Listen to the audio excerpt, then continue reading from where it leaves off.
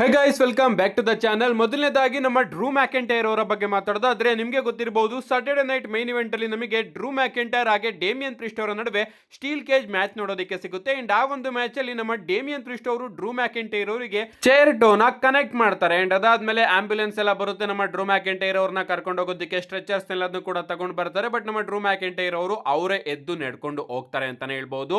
But ಈಗ update ಗಳು ಬರ್ತಿರೋ ಪ್ರಕಾರ ಡಬ್ಲ್ಯೂ ಅವರು ನಮ್ಮ ಡ್ರೂ ಮ್ಯಾಕೆಂಟೈರ್ ಅವರಿಗೆ ಬ್ರೇಕ್ ನ ಕೊಡೋದಕ್ಕೆ ಆ ರೀತಿ ಸ್ಟೋರಿನ ಪ್ಲಾನ್ ಮಾಡಿದೆಯಂತೆ. ಎಸ್, ನಮ್ಮ ಡ್ರೂ ಮ್ಯಾಕೆಂಟೈರ್ ಅವರು ಸ್ವಲ್ಪ ದಿನ ಸದ್ಯಕ್ಕೆ ನಮಗೆ ಡಬ್ಲ್ಯೂ ಕಂಪನಿಯಲ್ಲಿ ನೋಡೋದಕ್ಕೆ ಸಿಗೋದಿಲ್ಲ. ಸೊ ಅವರು ಕಂಪನಿಯಿಂದ ಹೊರಗಡೆ ಹೋಗೋದಕ್ಕೆ ಅವರಿಗೆ ಬ್ರೇಕ್ ನ ಕೊಡೋದಕ್ಕೆ ಯಾವ್ದಾದ್ರು ಒಂದು ಕಾರಣ ಬೇಕಲ್ಲ, ಅದಕ್ಕೋಸ್ಕರ ಆ ಒಂದು ಮ್ಯಾಚ್ ಅಲ್ಲಿ ಚೇರ್ ಟೋ ಕನೆಕ್ಟ್ ಮಾಡಿಸೋದ್ರ ಮುಖಾಂತರ ಡ್ರೂ ಮ್ಯಾಕೆಂಟೈರ್ ಅವ್ರನ್ನ ಕಂಪನಿಯಿಂದ ಹೊರಗಡೆ ಇಟ್ಟಿದೀವಿ ಅಂತ ಡಬ್ಲ್ಯೂ ಅವರು ಕಾರಣನ ಕೊಟ್ಟಿದ್ದಾರೆ. ಕಾದ್ ನೋಡಬೇಕು ಮತ್ತೊಮ್ಮೆ ನಮ್ಮ ಡ್ರೂ ಮ್ಯಾಕೆಂಟೈರ್ ಅವರು ಯಾವಾಗ ಕಂಪನಿಗೆ ರಿಟರ್ನ್ ಆಗ್ತಾರೆ ಅಂತ. ನಿಜವಾಗ್ಲೂ ಅವರು ಒಂದು ಬ್ರೇಕ್ ನ ಡಿಸರ್ವ್ ಮಾಡಿದ್ರು ಅಂಡ್ ಈಗ ಒಂದು ಬ್ರೇಕ್ ಅವರಿಗೆ ಸಿಕ್ಕಿದೆ. ನೆಕ್ಸ್ಟ್ ಅಪ್ಡೇಟ್ ಕಡೆ ಬರೋದಾದ್ರೆ ಇದಿರ್ತಕ್ಕಂಥದ್ದು ನಮ್ಮ ರೂಸೆವ್ ಹಾಗೆ ಶೇಮೆಸ್ ಅವರ ಬಗ್ಗೆ. ನಿಮಗೆ ಗೊತ್ತಿರಬಹುದು, ನಿನ್ನೆ ಮಂಡೇ ನೈಟ್ ರಲ್ಲಿ ನಮಗೆ ರೂಸೆವ್ ಹಾಗೆ ಶೇಮೆಸ್ ಅವರ ನಡುವೆ ಒಂದು ಫೇಸ್ ಆಫ್ ನಮಗೆ ನೋಡೋದಕ್ಕೆ ಸಿಗುತ್ತೆ. ಅಂಡ್ ಅಪ್ಡೇಟ್ ಗಳು ಬರ್ತಾ ಇತ್ತು, ಡಬ್ಲ್ಯೂ ಅವರು ಇವರ ನಡುವೆ ಒಂದು ಸ್ಟೋರಿನ ಪ್ಲಾನ್ ಮಾಡ್ತಾ ಇದ್ದಾರೆ ಅಂತ. ಅಂಡ್ ಮುಂದೆ ಇವರ ನಡುವೆ ಒಂದು ಸ್ಟೋರಿ ಲೈನ್ ನೋಡೋದಕ್ಕೆ ಸಿಗುತ್ತೆ. ಅಂಡ್ ರೀಸೆಂಟ್ ಆಗಿ ನಮ್ಮ ಶೇಮೆಸ್ ಅವರ ಒಂದು ಟ್ವೀಟ್ ನ ಕೂಡ ನೀವು ನೋಡ್ತಾ ಇರಬಹುದು. ಅವರು ಅಕಿರಾ ಟೊಜಾವಾ ಅವ್ರನ್ನ ಕಾಪಾಡಿದ್ರಲ್ಲ, ಅದಕ್ಕೋಸ್ಕರ ಅವ್ರ ಜೊತೆ ಒಂದು ಫೋಟೋನ ತಗೊಂಡು always stand up to a bully ಅಂತ ಒಂದು ಟ್ವೀಟ್ ನ ಮಾಡಿದ್ದಾರೆ. ಅಂದ್ರೆ ಬುಲ್ಲಿಗಳಿಗೋಸ್ಕರ ನಾನು ಯಾವತ್ತೂ ಕೂಡ ಎದುರುಗಡೆ ಬಂದು ನಿಂತಿರ್ತೀನಿ ಅಂತ. ಅಂಡ್ ಫೋಟೋ ನೋಡಿ ನನಗಂತೂ ಯಾಕೋ ಸಿಕ್ಕಾಪಟ್ಟೆ ನಗು ಬರ್ತಾ ಇದೆ. ಏನೇ ಆಗ್ಲಿ ಗೈಸ್, ಹಿಂದೆ ಅವರ ಒಂದು ಟೀಮ್ ನಮಗೆ ನೋಡೋದಕ್ಕೆ ಸಿಗ್ತಾ ಇತ್ತು, ಲೀಗ್ ಆಫ್ ನೇಷನ್ಸ್ ಅಂತ. ನೆನಪಿರುತ್ತೆ ಅಂತ ಅನ್ಕೋತೀನಿ ನಿಮಗೂ ಕೂಡ. ಇವರು ರೋಮನ್ ರೈನ್ಸ್ ಅವರಿಗೆ ತುಂಬಾನೇ ತೊಂದರೆ ಕೊಟ್ಟಿದ್ರು ಲೀಗ್ ಆಫ್ ನೇಷನ್ಸ್ ಅಲ್ಲಿ. ಐ ಥಿಂಕ್ ರೂಸೆವ್, ಶಿಯಮೆಸ್, ಅಲ್ಬರ್ಟೋ ಡೆಲ್ ರಿಯೋ ಹಾಗೆ ವೇಡ್ ಬ್ಯಾರೆಟ್ ಅವರು ಇದ್ರು ಅಂತ ಅನ್ಕೋತೀನಿ. ಗೊತ್ತಿಲ್ಲ, ಕಮೆಂಟ್ ಮಾಡಿ ಇನ್ನ 4ನೇ ಮೆಂಬರ್ ಯಾರಿದ್ರು ಅಂತ. ಏನೇ ಆಗ್ಲಿ, ಈಗ ಇವರಿಬ್ಬರ ನಡುವೆನೆ ಒಂದು ಸ್ಟೋರಿ ಲೈನ್ ಪ್ಲಾನ್ ಆಗ್ತಾ ಇದೆ. ನೆಕ್ಸ್ಟ್ ಅಪ್ಡೇಟ್ ಕಡೆ ಬರೋದಾದ್ರೆ ಇದ್ದಿರ್ತಕ್ಕಂಥದ್ದು ಡಬ್ಲ್ಯೂ ವರ್ಲ್ಡ್ ಕೊಲೈಡ್ ಬಗ್ಗೆ. ನಿಮಗೆ ಗೊತ್ತಿರಬಹುದು, ಡಬ್ಲ್ಯೂ ವರ್ಲ್ಡ್ ಕೊಲೈಡ್ ಅಲ್ಲಿ ವೈಕಿಂಗೋ ಹಾಗೆ ಚಾಡ್ ಗೇಬಲ್ ಅವರ ನಡುವೆ ಒಂದು ಸಿಂಗಲ್ಸ್ ಮ್ಯಾಚ್ ನಮಗೆ ನೋಡೋದಕ್ಕೆ ಸಿಗ್ತಾ ಇದೆ. ಬಟ್ ಈಗ ಡಬ್ಲ್ಯೂ ಅವರು ಆ ಒಂದು ಮ್ಯಾಚ್ ನ AAA ಮೆಗಾ ಚಾಂಪಿಯನ್ಶಿಪ್ ಮ್ಯಾಚ್ ಆಗಿ ಕನ್ವರ್ಟ್ ಮಾಡಿದ್ದಾರೆ. ಈಗ ಈ ಒಂದು ಮ್ಯಾಚ್ ನಮಗೆ AAA ಮೆಗಾ ಚಾಂಪಿಯನ್ಶಿಪ್ ಗಾಗಿ ನೋಡೋದಕ್ಕೆ ಸಿಗ್ತಾ ಇದೆ. ಬಟ್ ಈಗ ಒರಿಜಿನಲ್ ಆಗಿ AAA ಮೆಗಾ ಚಾಂಪಿಯನ್ ನಮ್ಮ ಅಲ್ಬರ್ಟೋ ಡೆಲ್ ರಿಯೋ ಅವರು.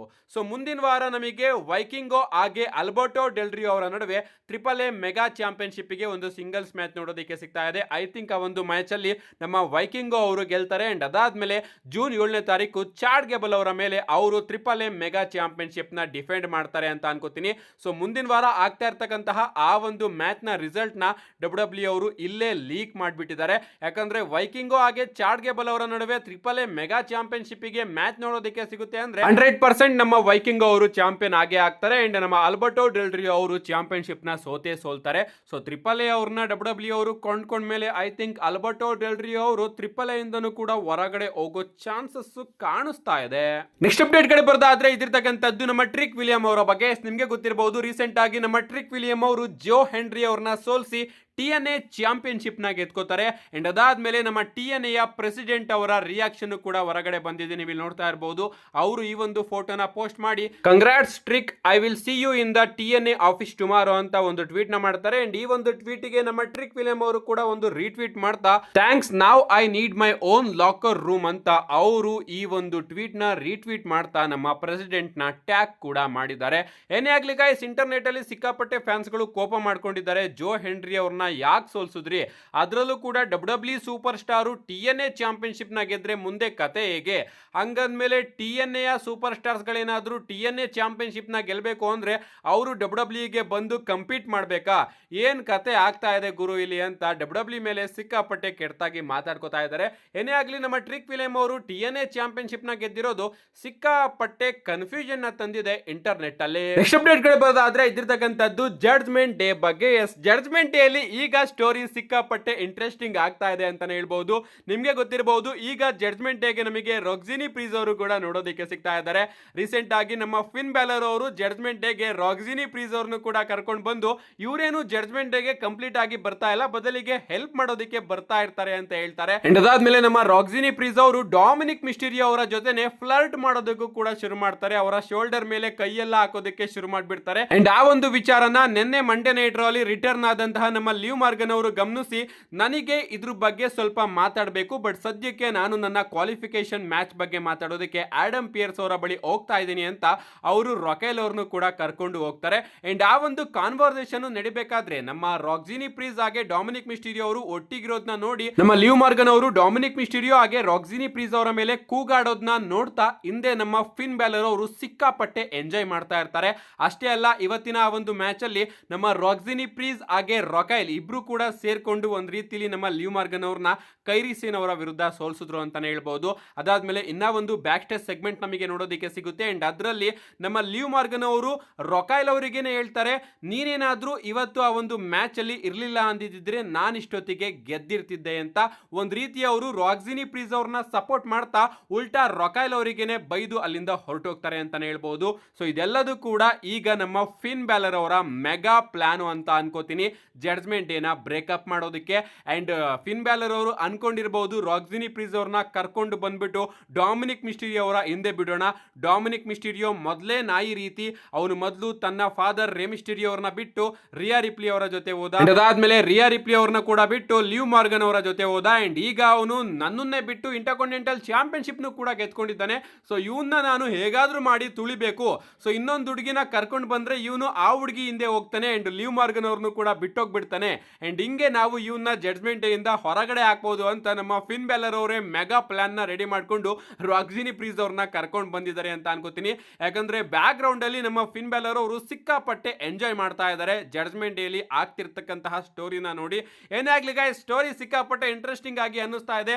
ಕಾದ್ ನೋಡ್ಬೇಕು ಮುಂದೆ ಜಡ್ಜ್ಮೆಂಟ್ ಡೇ ಎಲ್ಲಿಗೆ ಹೋಗಿ ನಿಲ್ಲುತ್ತೆ ಅಂತ.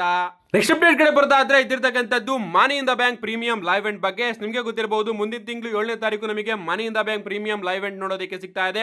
ಅಂಡ್ ಈಗಾಗಲೇ ಡಬ್ಲ್ಯೂ ಅವರು 4 ಮ್ಯಾಚಸ್ ಗಳನ್ನ ಮನಿ ಇನ್ ದ ಬ್ಯಾಂಕ್ ಗೆ ಅಫಿಷಿಯಲ್ ಆಗಿ ಅನೌನ್ಸ್ ಮಾಡಿದ್ದಾರೆ. ಮೊದಲನೇದಾಗಿ ನಮಗೆ 6 women money in the bank ladder match ನೋಡೋದಕ್ಕೆ ಸಿಗ್ತಾ ಇದೆ. ಅಂಡ್ 6 ವಿಮೆನ್ಸ್ ಗಳಲ್ಲಿ ಈಗಾಗಲೇ 4 ವಿಮೆನ್ಸ್ ಗಳು ಅಫಿಷಿಯಲ್ ಆಗಿ ಎಂಟರ್ ಆಗಿದ್ದಾರೆ.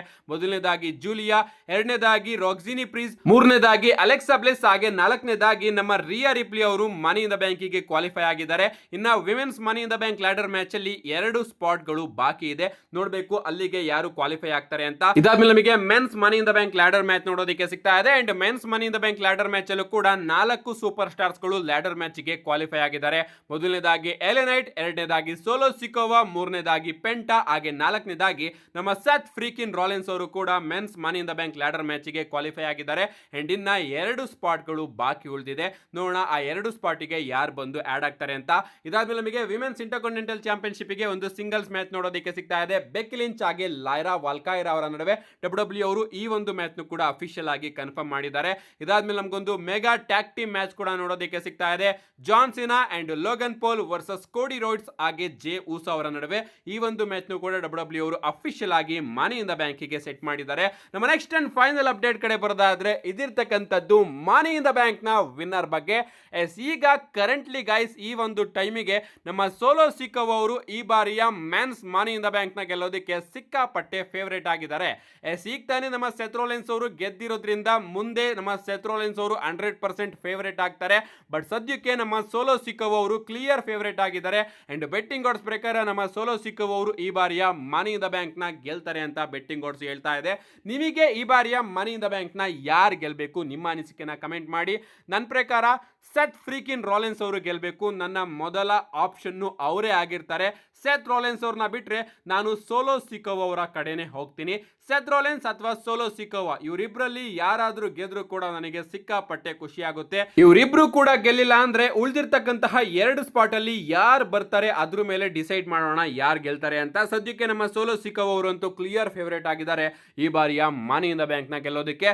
ನಿಮ್ಗೆ ಅನ್ಸುತ್ತೆ ಗಾಯ್ಸ್ ಈ ಬಾರಿಯ ಮನಿ ಇನ್ ದ ಬ್ಯಾಂಕ್ ಹೇಗಿರುತ್ತೆ? ಡಬ್ಲ್ಯೂ ಅವರು ಈ ಬಾರಿಯ ಮನಿ ಇನ್ ದ ಬ್ಯಾಂಕ್ ನ ಚೆನ್ನಾಗಿ ಯೂಸ್ ಮಾಡ್ಕೋತಾರ ಅಥವಾ ಇತ್ತೀಚೆಗೆ ಅವರು ಮನಿ ಇನ್ ದ ಬ್ಯಾಂಕ್ ನ ಏನ್ ಹಾಳು ಮಾಡ್ತಾ ಇದ್ದಾರೆ ಅದೇ ರೀತಿ ಹಾಳು ಮಾಡ್ತಾರೋ? ನಿಮ್ಮ ಅನಿಸಿಕೆನ ಕಮೆಂಟ್ ಮಾಡಿ ಅಂತ ಹೇಳ್ತಾ see you guys in my next video.